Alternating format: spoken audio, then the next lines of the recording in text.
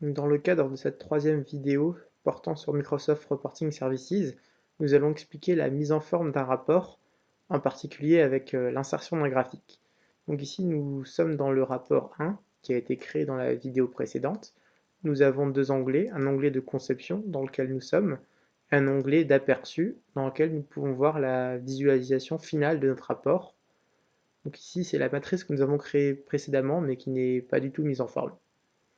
Donc nous retournons dans l'onglet conception. La première chose que nous pouvons faire, c'est de supprimer le petit titre ici et d'augmenter la taille de notre rapport. Donc nous avons d'abord ici les montants des ventes. En effectuant un clic droit dessus, nous pouvons cliquer sur Propriétés de l'espace réservé afin de modifier le format de ce champ, ici dans l'onglet Nombre, puisqu'il s'agit d'un nombre.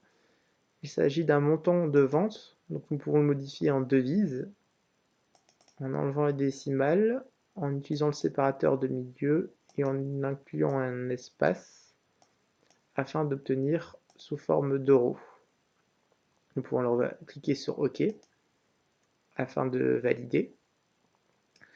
Nous pouvons ensuite, à l'aide d'un clic droit, cliquer sur Insérer et cliquer sur Graphique afin d'insérer un graphique pour représenter une donnée. Nous choisissons ici le premier graphique sous forme de colonne. Nous pouvons alors cliquer sur OK. Nous obtenons ainsi un graphique dont nous pouvons augmenter la taille. En cliquant sur ce graphique, nous pouvons modifier les données que nous souhaitons insérer dans le graphique. Donc il y a un petit bouton ici plus pour ajouter un champ. Ainsi en valeur, nous allons sélectionner le montant des ventes.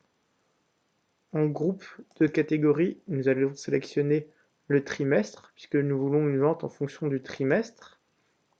Et en groupe de série, nous allons choisir le nom de la sous-catégorie qui est associée. Donc sur le graphique, nous pouvons d'abord changer le titre du graphique. Donc ici, le titre du graphique, c'est le chiffre d'affaires trimestriel par sous-catégorie de vélos, puisque nous avons filtré préalablement sur la catégorie 1 qui représente uniquement les vélos. Nous pouvons également modifier le titre des axes. Donc là, l'axe du bas qui concerne le trimestre par numéro, nous pouvons l'appeler numéro du trimestre, tandis que l'axe ici en vertical, nous pouvons l'appeler montant des ventes. Nous pouvons également modifier les étiquettes de données de notre graphique. Si nous nous rendons dans l'aperçu du graphique, nous rendons compte qu'elles ne sont pas en euros, elles n'ont pas été formatées. Donc de retour dans l'onglet Conception, nous pouvons sélectionner les étiquettes de données, donc modifier les propriétés de l'axe vertical, afin que comme dans la matrice précédente, elles soient en euros. Donc dans l'onglet Nombre, nous avons devise, et nous effectuons la même manipulation que préalablement. Incluons un espace pour un peu augmenter la taille de notre graphique. Enfin, il convient de donner un titre à notre rapport. Pour cela, nous pouvons effectuer un clic droit en haut et ajouter un en-tête de page. Nous pouvons alors y insérer d'abord une image que nous cherchons en cliquant sur Importer dans nos fichiers afin de télécharger par exemple le logo de l'entreprise que nous retrouvons ici en format PNG. Ainsi, nous pouvons prendre le logo de notre entreprise. Nous pouvons également définir les propriétés de l'entête, par exemple lui donner un fond. Dans couleur de remplissage, dans l'onglet remplissage par exemple, nous pouvons mettre notre onglet en bleu clair.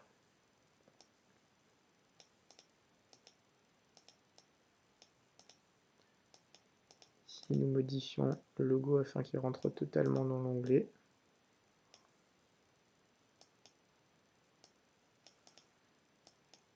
Et enfin, nous pouvons insérer, en effectuant un clic droit, une zone de texte afin de définir en grand le titre de notre rapport. Par exemple, ici, nous allons utiliser en caractère de 16 et en gras et le nommer rapport 1, chiffre d'affaires trimestriel par sous-catégorie de vélo. Nous pouvons également centrer ce rapport, le titre du rapport. Nous pouvons alors aller dans l'aperçu. Nous obtenons un aperçu de notre rapport. Nous pouvons encore décaler les différentes données afin qu'elles soient mieux visibles dans l'interface. D'abord en décalant la matrice vers le haut, puis notre graphique. Nous pouvons l'agrandir un peu afin qu'il soit mieux visible.